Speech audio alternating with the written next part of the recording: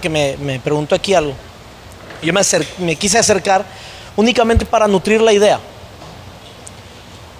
El concepto no es que no enseñe. El concepto es que no le enseñe todo a todos, perdón. Le voy a dar un ejemplo que creo que va a quedar claro. ¿Usted es parte de esta iglesia? ¿Sí? Pero no están todos, ¿verdad? ¿Por qué? Entonces, usted no le enseña todo a todos. El ejemplo es usted mismo. Es como un bebé. La Biblia dice: hablamos sabiduría sobre los que han alcanzado madurez. Si usted ha alcanzado madurez, es por eso que usted está aquí. La hermana decía: nosotros somos líderes. Claro, por eso usted está oyendo esto, si no, no lo oiría. Yo jamás le diría esto a una persona que no tiene la capacidad de aguantarlo. Pero se lo digo a usted porque creo que usted puede entenderlo. Es como, yo amo a mi hijo. Si tengo una bebé de 1 año y voy y le doy carne, la mejor carne, el corte más sabroso y el más, se va a ahogar. Por muy buena que sea la carne, por mucho que yo la ame, por mucho que sea mi hija, se va a ahogar. No tiene la capacidad de comerlo. Entonces tengo que saber qué tipo de alimento le voy a dar a la gente. Mire, si usted llega con un nuevo converso, alguien a quien usted quiere ganar para Cristo, y le empieza a hablar de la venida del Señor y del arrebatamiento y todas esas cosas, no lo va a ganar, lo va a confundir y lo va a alejar. Porque no tiene, por un lado, la capacidad y por otro lado el interés. Necesita un mensaje específico para él. El liderazgo necesita un mensaje diferente. Le voy a poner un último ejemplo para que podamos seguir con el tema. Si todos aquí supieran lo mismo, no habría líderes. Porque yo sigo a un líder porque asumo que sabe cosas que yo no sé. Si todos supiéramos lo mismo, nadie pudiera liderear. Porque a la hora que un líder se quisiera levantar, el otro le diría: ¿y por qué tú? Si yo también sé. Yo también puedo. Yo también hago. Somos iguales. Y con justa razón no lo seguiría, porque están en igualdad de condiciones. Pero el hecho es que hay gente que tiene capacidad diferente que la otra persona, por madurez, por tiempo, experiencia, lo que usted quiera, por don de Dios o por gracia. Porque hay gente que recién llega a la iglesia y es madurada por Dios de una manera sobrenatural y tiene la capacidad de aprender y de enseñar cosas que otros no. Entonces, solo hablamos todo con un cierto grupo de gente, pero no con todos. Y ahorita vamos a ver el ejemplo. De hecho, por eso creo que el hermano Primitivo dijo que las preguntas al final. Bueno, vamos a seguir con el curso para poderlo terminar. Fíjese bien. Aún ya siendo discípulo, existen diferentes tipos de discípulos. Por ejemplo, está el discípulo que es como el fariseo. Mire lo que dice Mateo 12:38. Vaya conmigo, por favor.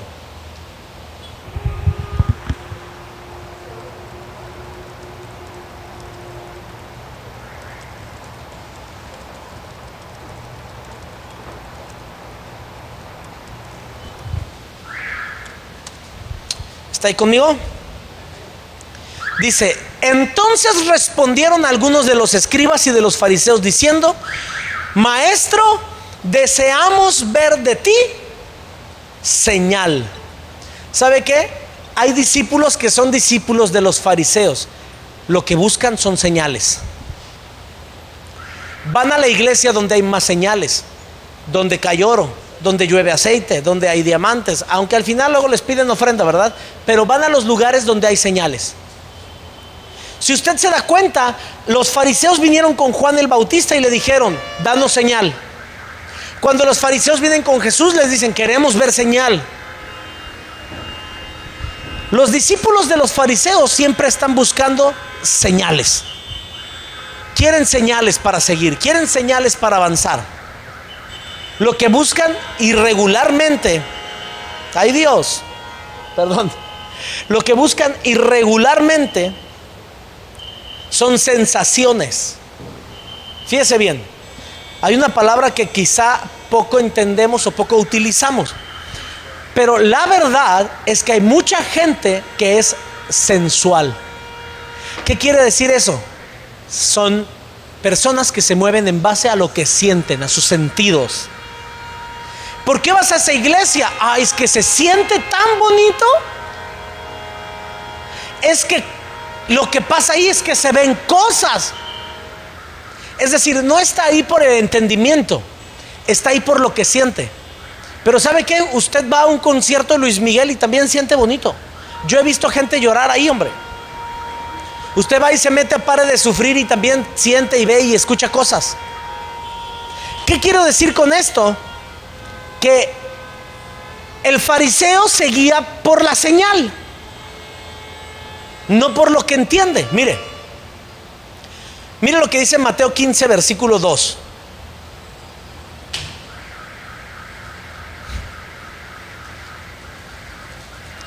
Y aquí vamos a pisar algunos callitos. ¿Qué le parece? Mateo capítulo 15, versículo 2.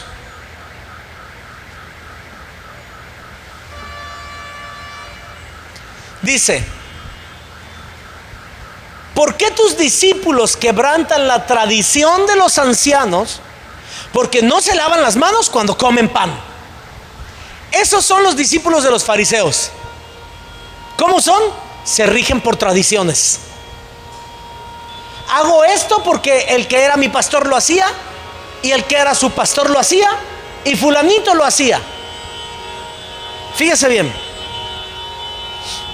Le voy a poner un ejemplo. Mi esposa un día estaba cocinando en casa.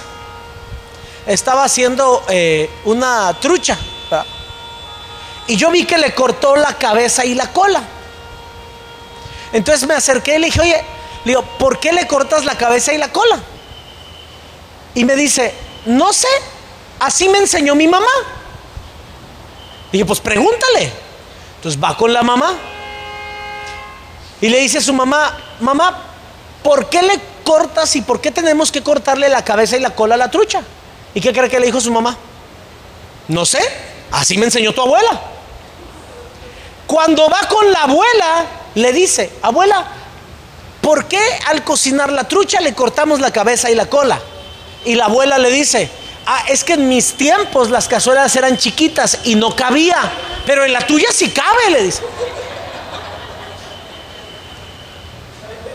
Y así somos los cristianos muchas veces. Mire, yo tengo reuniones en mi iglesia el domingo, pero le quiero hacer una pregunta y medítela usted. ¿Dónde dice la Biblia que es en domingo? Pero yo le garantizo que si quitamos la reunión del domingo y solo la hacemos el viernes, no viene la gente, porque quiere su reunión del domingo. ¿Quién dice que en la alabanza primero son las movidas y luego las de adoración? ¿Dónde dice eso? Es una tradición.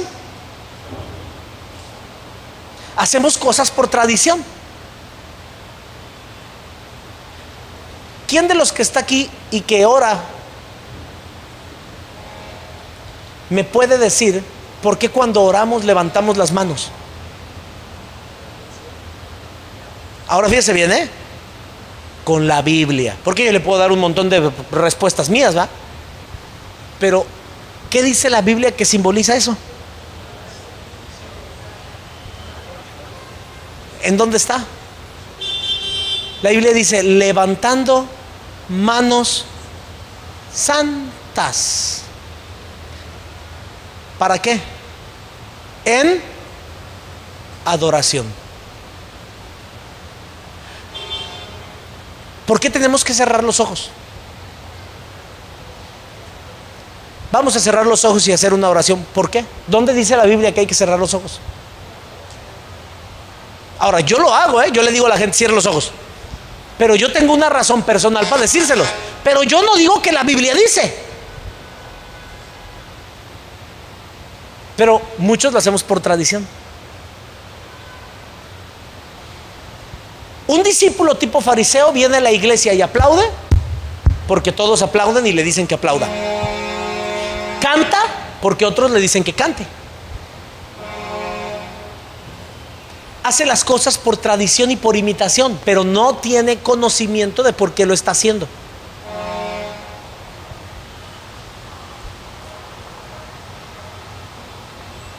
Es decir, los fariseos se caracterizan por dos cosas: buscan las tradiciones y buscan las señales. Ahora, mire bien. Marcos capítulo 7, versículo 9.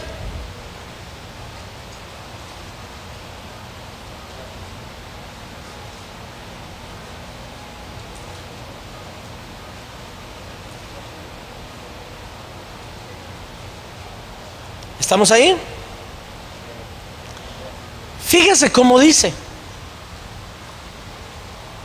Jesús les dijo también: bien invalidáis el mandamiento de Dios para guardar vuestra tradición. Entonces, mire, ¿sabe qué? El discípulo del fariseo cae en un problema que muchos caen. ¿Dónde dice la Biblia? Bueno, no sé. Entonces, ¿por qué lo aseguras? Ah, bueno, porque a mí me dijeron que así era. Pero está en la Biblia. Le voy a contar una experiencia personal que a mí me sucedió. Yo tuve la bendición de trabajar con Gigi Ávila 2 años en su ministerio evangelístico en 1991. Yo tocaba la batería en su grupo de alabanza y lo acompañé por varias partes de México. Y Gigi Ávila decía: la escritura dice que la hoja del árbol no se mueve sin la voluntad de Jehová. Y a mí me gustaba mucho esa declaración, ¿verdad? Entonces un día yo prediqué y utilicé esa parte y dije: la Biblia dice que la hoja del árbol no se mueve sin la voluntad de Jehová. Y alguien se acercó y me dijo: pastor, ¿en dónde dice eso en la Biblia? Dije: rayos, ¿en dónde dice? ¿Sabe qué? No dice. Búsquelo en la Biblia a ver si lo hay.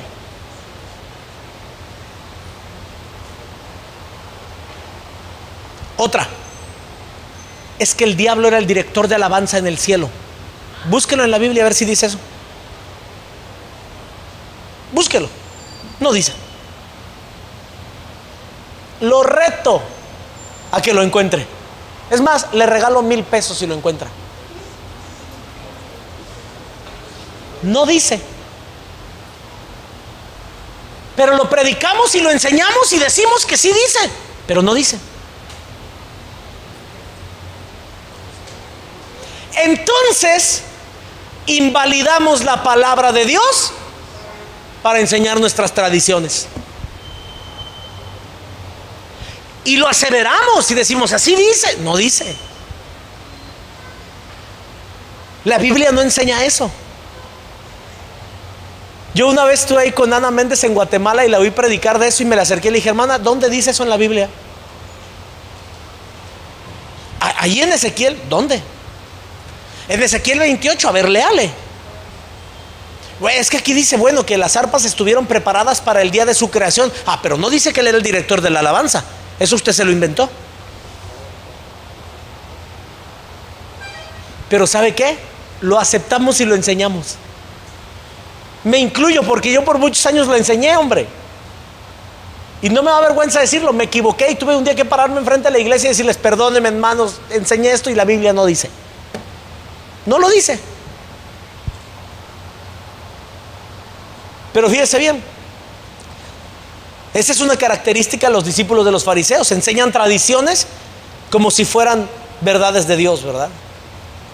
Es como en la iglesia romana, ¿verdad? Cuando te dicen, como dice la Biblia: ayúdate que yo te ayudaré. Y lo aseveran, pero no está, porque es una iglesia de tradiciones. El problema es que nosotros también hemos adoptado algunas. Fíjese bien. Ahora, hay otro tipo de discípulos. Hay otro tipo de discípulos. Mire bien. Mateo capítulo 9, versículo 14.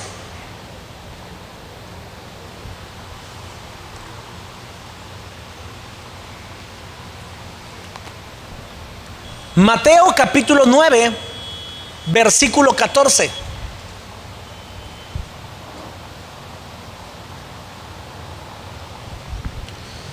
¿Estamos ahí?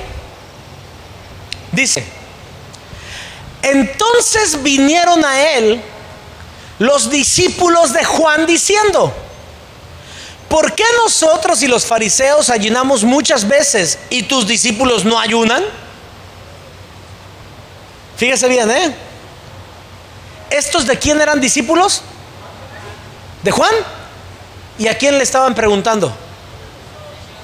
Si eran discípulos de Juan, ¿para qué le preguntaban a Cristo? ¿Por qué no le preguntan a Juan? Pero hay mucha gente que es así. Tiene su pastor, pero le pregunta a otro. Tiene su pastor y su pastor enseña algo, pero en enlace enseñan otra cosa y es más importante lo que enseña en enlace. Es que el hermano predicador ese famoso que sale en la televisión dijo esto y esto y esto y esto, pero es su pastor, sí, entonces. Pero hay mucha gente así, tiene su pastor y va y pide información en otro lado. Son discípulos como los de Juan.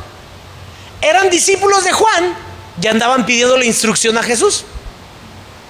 Déjeme le digo algo: la mejor persona para darle un consejo, el mejor lugar para sembrar una ofrenda, es en su pastor y es en su iglesia.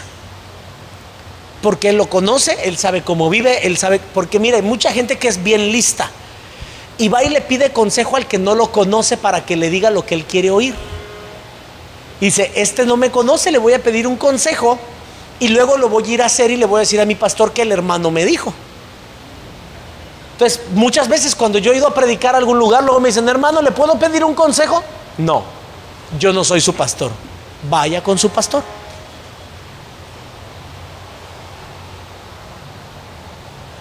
Porque es lo que la Biblia enseña. Ahora mire, este tipo de discípulos que tenían su maestro, que era Juan el Bautista, andaban preguntándole a Jesús.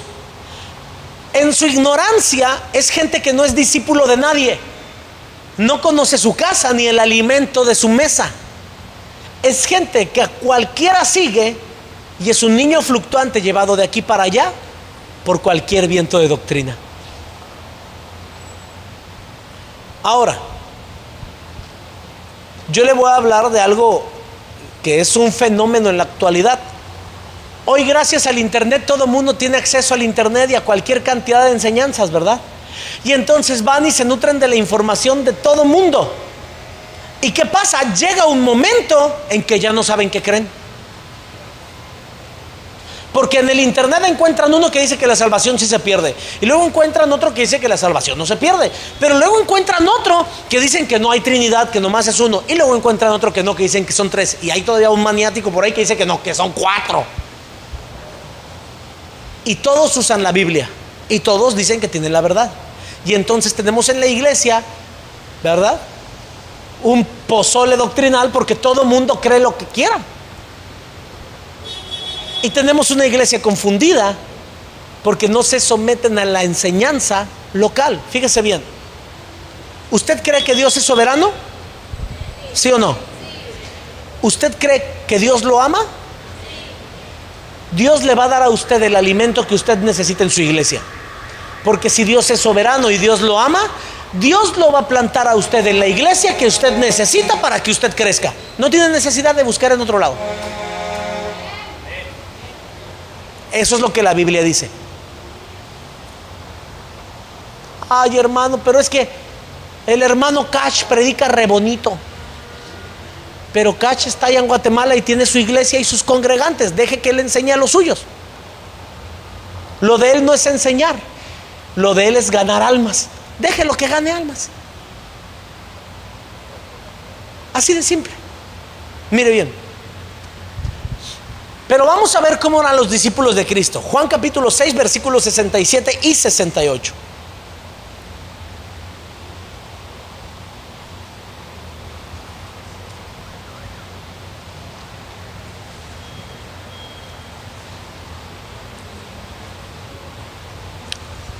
¿Está ahí conmigo? Mire cómo dice. Entonces Jesús dijo a los 12: ¿acaso queréis ir también vosotros? Simón Pedro le dijo: Señor, ¿a quién iremos? Solo tú tienes palabras de vida eterna. En la respuesta de Pedro encontramos tres características de un verdadero discípulo. Señor, ¿a quién iremos? Es decir, nadie satisface mis necesidades como tú. Yo entiendo que tú tienes la palabra que yo necesito, que Dios te depositó para edificarme a mí. No necesito ningún otro maestro. ¿A quién iré?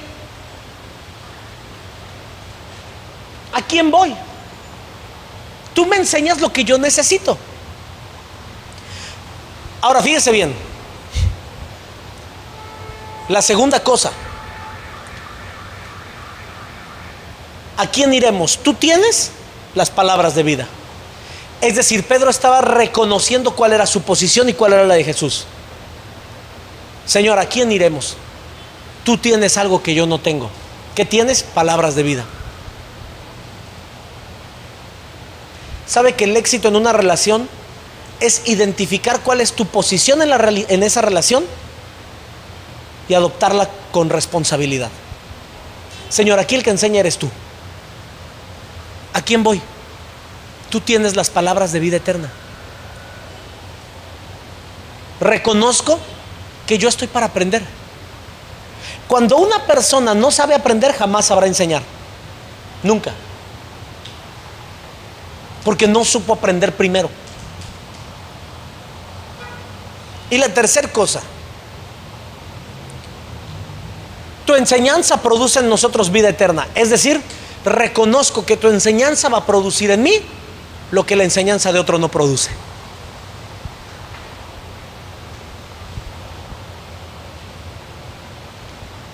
Yo sé que yo no soy el mejor predicador, ni el mejor maestro, ni el mejor discipulador, pero sí sé lo que sí puedo producir, y sí sé lo que sé enseñar, y sí sé lo que tengo a mi alrededor, e identifico mi posición.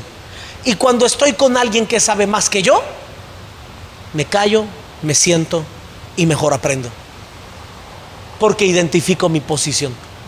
Mire bien,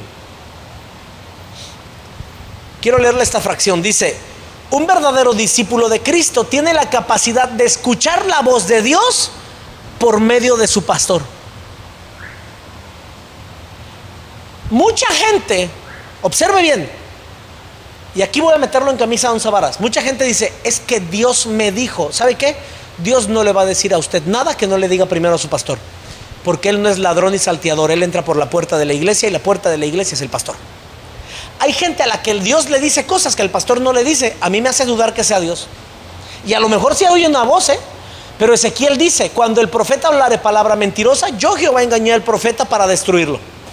A lo mejor sí fue Dios. La pregunta es: ¿para qué?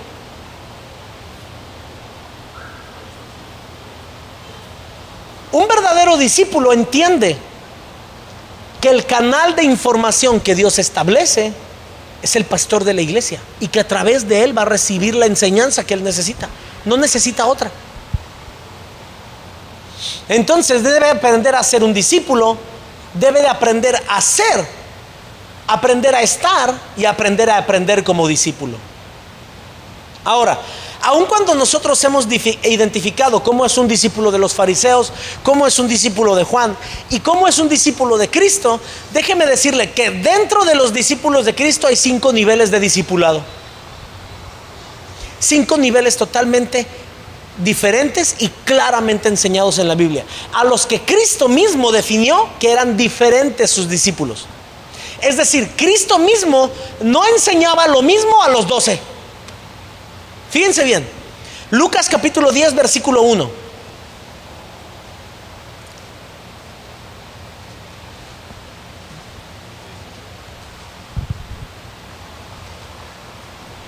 Lucas capítulo 10 versículo 1.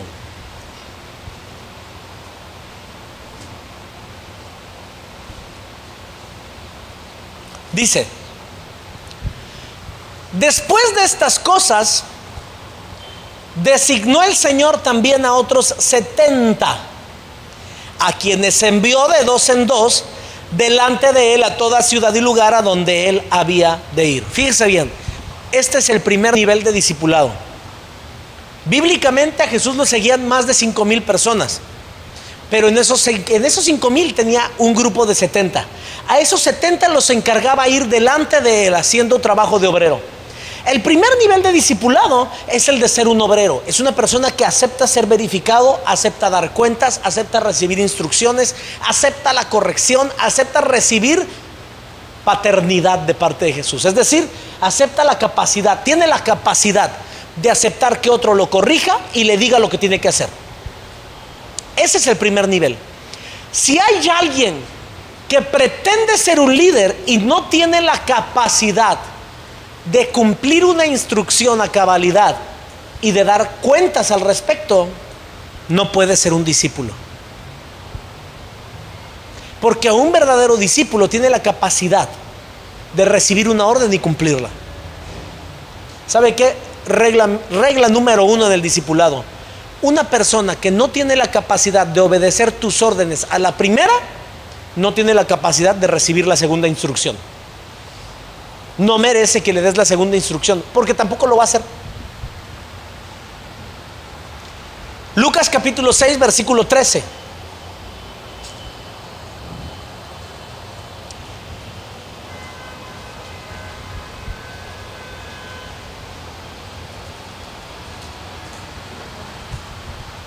Dice: y cuando era de día, llamó a sus discípulos, ¿y qué hizo? Escogió a 12 de ellos, a los cuales también llamó apóstoles. El segundo nivel de discipulado es el grupo de 12. Ahora fíjese bien en esto. Jesús tenía un grupo de 70 y de esos 70 escoge a 12. Uno de los errores que cometemos a veces es que decimos: ¿quién quiere servir? Y el hermano menganito, perenganito y sutanito dice: yo. Pero Jesús no hizo eso. Jesús hizo casting, ¿verdad? Los agarró y dijo: de estos 70, a ver, tú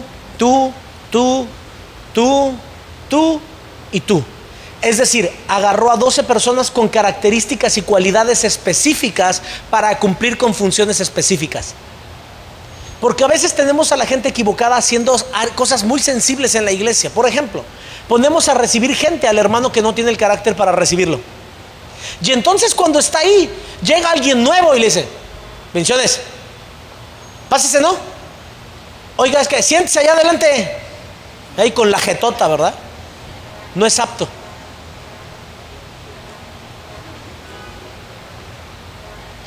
O tenemos cantando a uno que canta como gato atropellado, ¿verdad?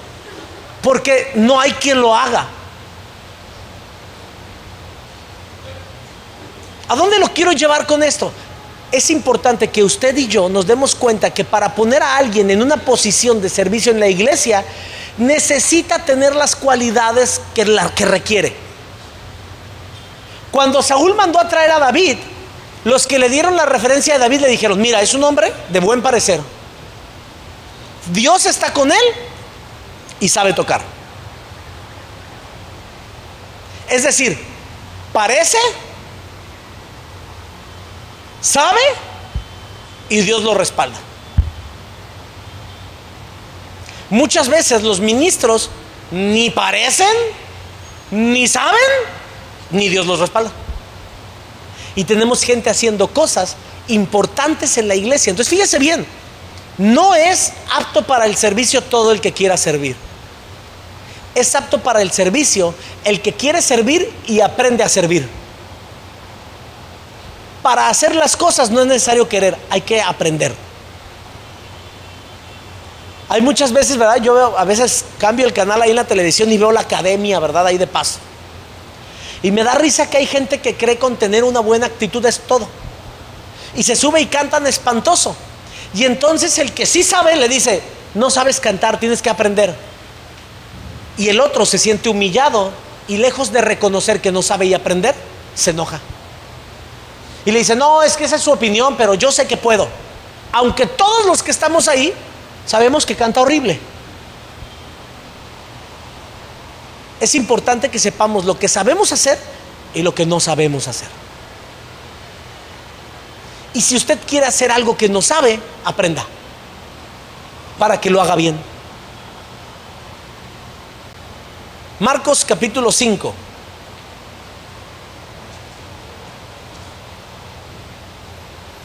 Marcos 5, versículo 37.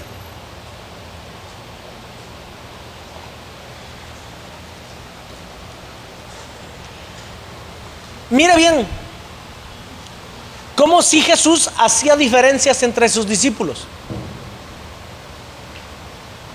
Dice, y no permitió que le siguiese nadie, sino Pedro, Jacobo y Juan su hermano. Había gente que lo quería seguir y Jesús dijo, no, solamente estos tres. Ese es el siguiente nivel de discipulado, el grupo de tres. Jesús los tenía bien identificados a tres personas cercanas a él. Eran los tres discípulos más apegados a Jesús, los que solamente entraban con él en situaciones específicas. Ahora, nosotros tenemos a Pedro, que representa el amor de Dios, a Jacobo, que representa el amor a la obra, y a Juan, que representa el amor al siervo de Dios. Mire bien, para servir a Dios no es suficiente con amar a Dios. Hay gente que ama a Dios, pero no ama a la iglesia de Dios y no puede servirle. Hay gente que ama a la iglesia y ama a Dios, pero no ama al siervo que Dios puso en la iglesia. Tampoco es apta para servir a Dios. Biblia, si no amas a tu hermano que ves, no me digas que amas a Dios que no ves. Es importante que usted aprenda algo. Y quizá usted esté pensando que para mí es fácil decirlo porque yo soy pastor, pero ¿sabe qué? Yo tengo mi pastor. Ya hay un momento en que yo me tengo que aplicar toda esta enseñanza a mí solito. Y muchas veces mi pastor viene y me dice, no, estás mal. Y aunque yo crea que estoy bien, me callo y digo, él es el pastor. Y él dice que no, es no. Y si él me da la oportunidad de darle mi opinión, se la doy. Si no, me callo. Porque entiendo mi posición y amo a mi pastor.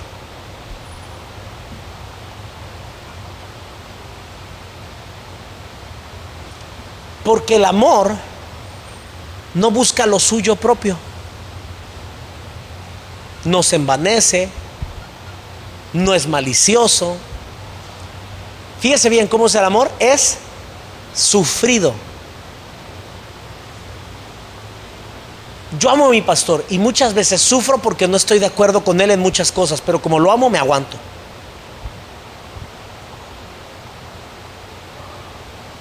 No es suficiente con amar a Dios.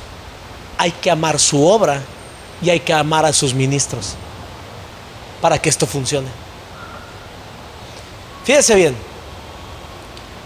el cuarto nivel de discipulado, Juan capítulo 20, versículo 2.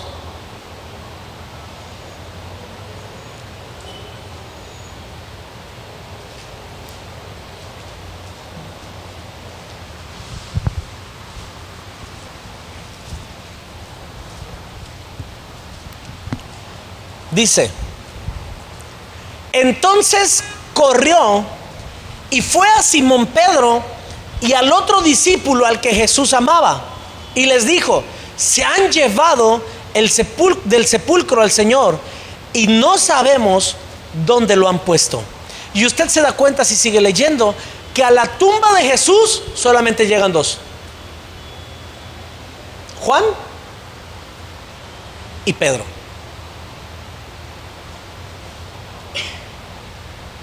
Había tres cercanos a Jesús y de esos tres había dos que eran íntimos. Ahora, cuando estos van corriendo a la tumba, ¿quién sale primero? ¿Quién corre primero? ¿Quién es el que sale corriendo? Es Pedro. En la carrera llega Juan primero porque Juan es más joven. Pero cuando Juan llega a la tumba, Juan no se mete. Juan llega y como Cantinflas, ¿verdad? Dice, ay, nanita, mejor a la tumba no me meto. Solamente cuando Pedro llega, Pedro entra. Aunque Juan llegó primero, Juan no entró, Pedro sí. ¿Qué quiere decir esto? Y fíjese bien, esta es una enseñanza generacional. En una iglesia los jóvenes siempre llegarán primero que los adultos a su destino, pero no alcanzarán el destino hasta que la madurez no llegue. Y esa es la verdad. Es decir, para que haya un ministerio competente en la iglesia, se necesita la fuerza y el poder de la juventud, pero se necesita la madurez de Pedro para poder llegar al destino. En una iglesia esos dos sectores son importantes, y es importante que unos reconozcan las capacidades de otros. Juan siempre va a llegar primero, pero solamente Pedro va a entrar. Un ministro competente es alguien que tiene la fuerza de la juventud, el brío de la juventud y la madurez de la senectud. Y el quinto y más alto nivel de discipulado, Juan capítulo 13, del versículo 23 al 25.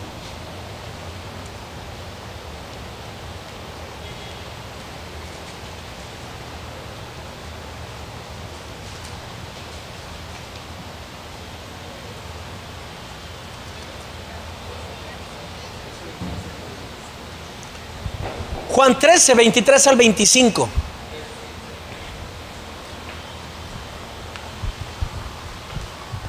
Dice, y uno de sus discípulos, al cual ¿qué?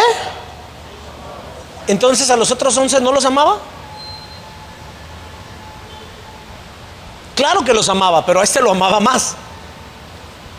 Al cual Jesús amaba, estaba recostado al lado de Jesús. A este hizo señas Simón Pedro para que preguntase quién era aquel de quien hablaba. Entonces el recostado cerca del pecho de Jesús le dijo al Señor, ¿quién es? Fíjese bien, Jesús no a todos les decía todo. Pedro sabía que si Pedro le preguntaba quién era, Jesús no le hubiera dicho. Por eso Pedro le dice a Juan, pregúntale tú, a ti sí te va a decir. Y Juan es el que le dice, ¿quién es? Ahora fíjese bien, ven primi, fíjese bien en esto. ¿Dónde estaba Juan? Este es Jesús y yo soy Juan. Digo, como soy más joven tengo que hacerlo, ¿verdad? Cuando Juan hace la pregunta, ¿dónde estaba? ¿Dónde? ¿Qué cree que oigo yo aquí? Ese es el nivel más alto de discipulado. Una persona que tiene la capacidad de conocer el corazón de su líder. Ese es un verdadero discípulo. ¿Sabe qué? Mi pastor es un hombre que tiene más de 300 iglesias en México. Es un tipo que tiene 25 años de ministerio. Y su iglesia en México tiene más de 1,700 congregantes. Es un camarada que nadie jamás lo ve triste. Pero yo sé cuando está triste. Lo conozco. En una ocasión estaba platicando yo con alguien de su iglesia, hablando de un debate doctrinal, ¿verdad? Por el internet. Y le hice una pregunta que yo sabía que no me iba a poder contestar. Cuando él me contesta y me escribe y me manda la respuesta, yo le dije, dile al pastor que no te ayude. Y me pone por el internet, jajaja, ¿cómo supiste que estaba aquí? Dije, esas palabras solo salen de su boca. Lo conozco. Sé cómo habla, sé cómo escribe, sé cuando tiene la risa pintada en la cara y por dentro está que se lo lleva la tristeza. Lo conozco. verdadero discípulo tiene la capacidad de conocer, fíjese bien, y entender el corazón de su líder. Muchas veces el liderazgo de la iglesia no crece y no se desarrolla porque no conocen el corazón de su pastor.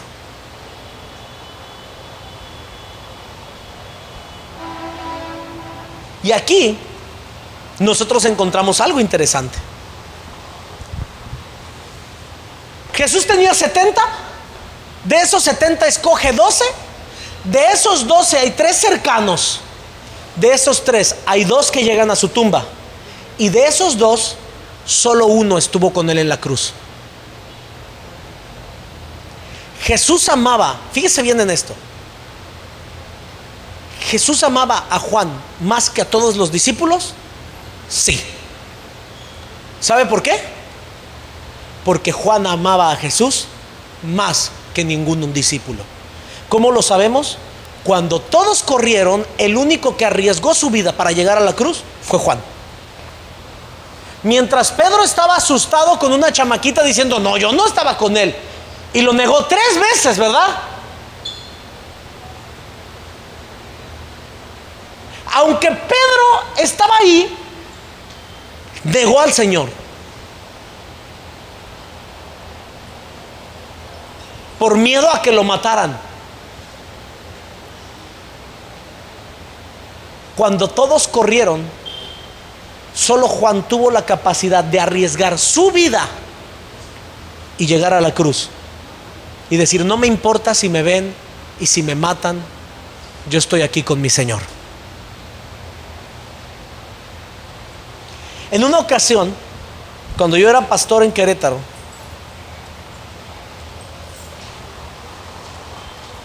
una hermana se acercó conmigo y me dijo, pastor, yo no estoy de acuerdo en la forma en que nos trata. Usted hace muchas diferencias.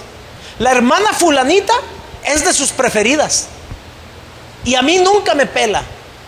Le dije, qué bueno que ya lo entendió, ojalá y que lo supere. Dije, y le voy a explicar por qué. Porque la hermana fulanita está conmigo desde que yo empecé la iglesia. Cuando hacía falta dinero para la renta del local, ella lo ponía. Cuando hay que hacer de comer para la gente de la iglesia, ella de su bolsa lo paga y está aquí. Llega 2 horas antes que usted para hacer el aseo de la iglesia y acomoda las sillas. Y usted lo único que hace es darme problemas. Por eso la quiero más a ella. Me dijo, solo que sea por eso, ¿verdad?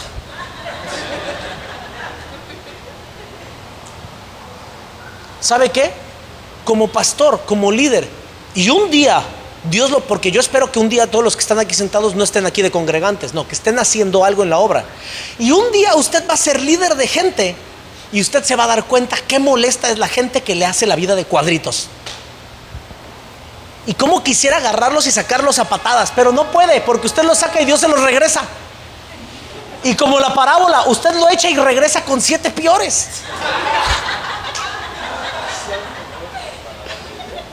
Pero esa gente te hace hábil.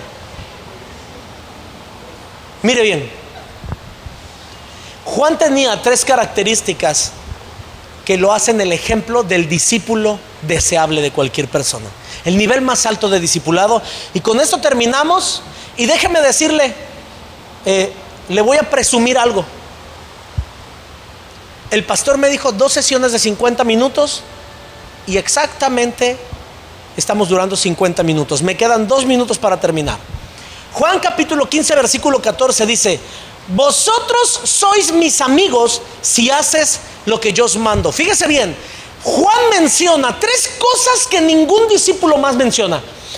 En todos los evangelios hay cosas que coinciden, pero solamente Juan menciona 3 cosas. Ahora fíjese en esto, a usted le llaman la atención las cosas que identifica con su corazón. Y solamente Juan, ningún otro discípulo escribió esto. Vosotros sois mis amigos si hacen las cosas que yo les ordeno. ¿Qué estaba diciendo Juan con esto? Obediencia total. Juan era un tipo que tenía la capacidad de obedecer a la primera lo que se le ordenaba. Juan capítulo 8 versículo 31. Dijo entonces Jesús a los judíos que habían creído en él, Si vosotros permaneciereis en mi palabra, seréis verdaderamente mis discípulos. La segunda característica, fidelidad incondicional. Juan sabía que permanecer en el lugar correcto implica dejar las relaciones correctas las relaciones incorrectas en los momentos incorrectos, en los lugares incorrectos, para permanecer en un lugar, en el momento y en la relación correcta.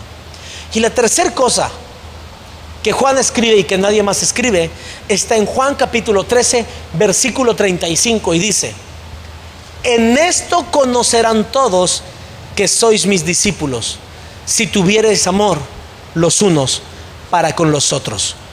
Las tres características del discípulo o del nivel de discipulado más alto son esas: obediencia total, fidelidad incondicional, pero sobre todas las cosas, amor.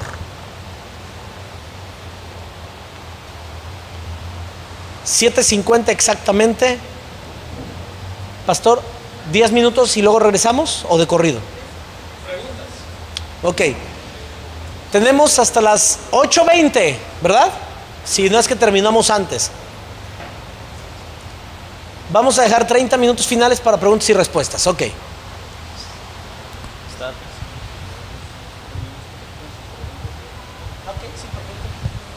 Ok, vamos a hacer esto. Vamos.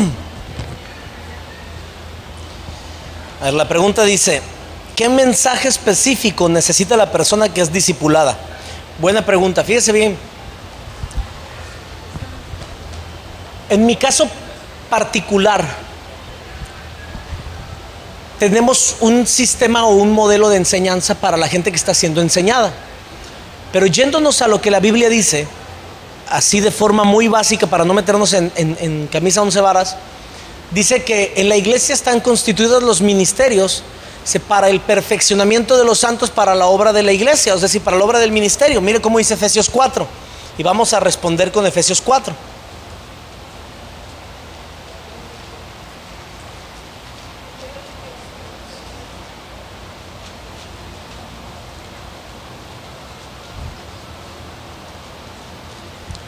Versículo 11 dice: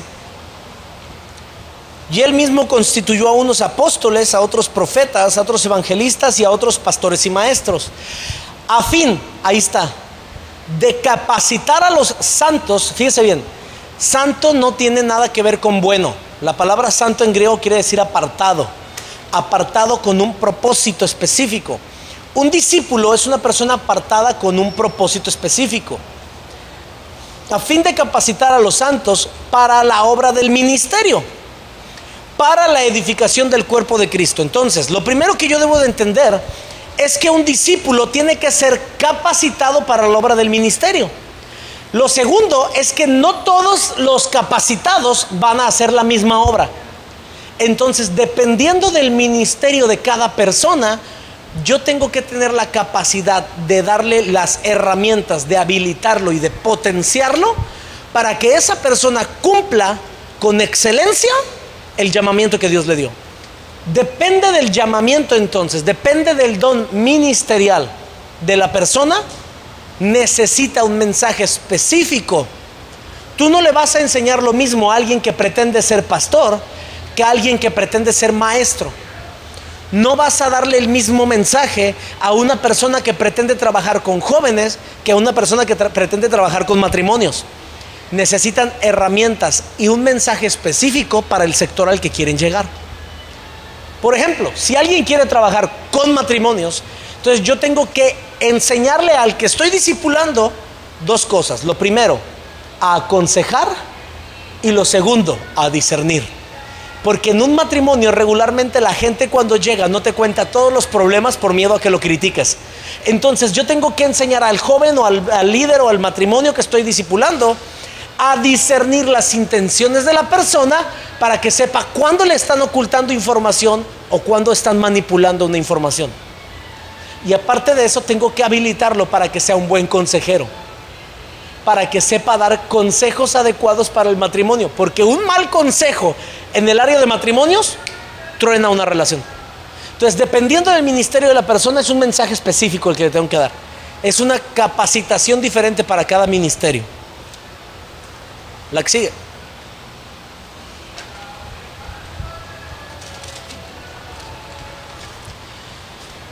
Dice, ¿cómo se podrían lograr los tres niveles o características en un discípulo? ¿O qué recomendaría para poder obtener esas tres características? Bueno, es muy sencillo. La verdad es que es muy fácil. Tome su cruz y siga a Cristo. Así de sencillo. ¿Cómo voy a aprender a amar a Dios, a ser fiel, a ser obediente, a amar a mi pastor? Niéguese a sí mismo. Tome su cruz. Ahora fíjese bien. La mayoría de las personas hemos dicho, ¿verdad? Es que el Señor quiere cambiar su vida. Pero eso no es cierto. Dios no quiere cambiar su vida. Dios quiere matarlo. La cruz no es un instrumento de cambio, es un instrumento de muerte. Donde yo tengo que morir a mis pasiones, mis decisiones, mis deseos, mis ideas, para adoptar un nuevo modelo de pensamiento y de vida. Cuando yo tengo la capacidad de tomar mi cruz y morir a mí mismo, entonces puedo desarrollar en mí las tres características que mencionamos al final. ¿Cuánto tiempo debe darse el discipulado? Bueno, la verdad es que un discípulo jamás deja de ser discípulo. Nosotros, por ejemplo, en este curso de discipulado, ahorita yo le di a usted la tercera parte del primer capítulo, de 10 capítulos. Entonces, si esta es la tercera parte y nos aventamos 2 horas, quiere decir que el primer capítulo son 6 horas. Multiplíquelo por 10. Son 60 horas aula de discipulado. Nosotros lo hacemos en 6 meses. Un trabajo de discipulado. Pero la verdad es que el discípulo jamás deja de aprender. Porque mientras el maestro siga creciendo, va a tener que seguir enseñando. Entonces nunca deja de trabajar. De hecho, nunca deja de funcionar el discipulado. ¿Qué hacer con los hermanos en los grupos familiares que no quieren obedecer? Haga lo que Cristo hizo. Invítelos amablemente a retirarse. Así es simple. Porque mire, yo le voy a decir algo. En mi caso, ¿verdad? Yo no entiendo por qué hay gente que va a la iglesia, si no le gusta lo que le enseñan, no está dispuesto a cambiar y no le interesa. Es como ir al cine y pagar un boleto por una película que ya sabes que no te gusta. Yo tengo una teoría, ahora fíjese bien, esto es una idea personal, esto no lo dice la Biblia, es una idea personal. Yo creo que se pierde mucho tiempo tratando de cambiar gente que no quiere cambiar. Tú tienes 2 opciones. Y esto sí lo dice la Biblia. Amablemente los cortas de tu lado y haces lo que Cristo hizo. Ya no, usted no, cáigale, ahueque el ala, ¿verdad? O una decisión más arriesgada, pero que Dios puede también bendecirte en esa decisión, es dejarlo ahí, que haga su trabajo y que saque lo que tenga que sacar. Mire, en una casa, por muy bonita que sea la casa, siempre hay botes de basura. Y el bote de basura saca la basura, pero él regresa. Hay gente en la iglesia, hay gente en los hogares, en los grupos familiares o células, que solo sirve para sacar la basura, aunque él no se vaya. Se oye feo, pero es bíblico. Hay gente que solo sirve para correrte aquello que no va a permanecer. En visión de iglesia, le voy a hablar de una iglesia. En una iglesia hay columnas y hay andamios. Hay gente que solo llega para ayudarte a construir la iglesia, pero luego se va a ir. Pero hay gente que va a estar como esas columnas, para siempre ahí metido. Entonces, dependiendo también de que tú sepas que tienes la capacidad de manejar la situación, si eres un líder maduro, puedes dejarlo ahí y hacer lo que Cristo hizo con Judas. Incomodarlo con el mensaje de la verdad y que haga su trabajo, sacando a quien tenga que sacar, dañando a quien tenga que dañar, lastimando a quien tenga que lastimar, para que a final de cuentas solito vaya y se ahorque. Y suena rudo, pero así es la verdad es que así era, y así fue lo que Cristo hizo. Creo que ya no hay más, ¿verdad? No. Ya no hay más. ¿Así hay más? Ok. Una más. Ah, mira, esto está interesante. Dice, ¿cómo es un día normal de su vida, sus actividades? Bueno, dependiendo. Ayer le estaba mostrando yo aquí al pastor Primitivo mi agenda. Mi día empieza a las 6:30 de la mañana. Yo tengo 2 hijos y mi hijo mayor entra a las 7:30 a la escuela y hago media hora de camino. Entonces a las 6:30 me levanto, me tomo un café y a las 7 estoy listo para llevar a los niños a la escuela. A las 8:30 regreso y desayuno con mi esposa. Si es martes o jueves nos vamos a hacer ejercicio, voy al gimnasio 1 hora y media. Si es lunes, miércoles o viernes atiendo mi negocio porque fabrico ropa. Dependiendo del día, puedo decir entonces que el día está mezclado de actividades personales y de actividades de trabajo. Pero en su mayoría, estas actividades las hago de las 6:30 a las 4 de la tarde.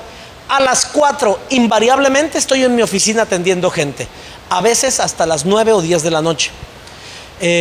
Los martes tengo un grupo de discipulado, los miércoles hay reunión en la iglesia, los jueves tengo ensayo de alabanza, los viernes tengo un grupo de discipulado con los pastores que están en mi red, los sábados los dejo única y exclusivamente para mi esposa y mis hijos, y el domingo, como todo buen pastor evangélico, estoy en la iglesia de las 11 en adelante.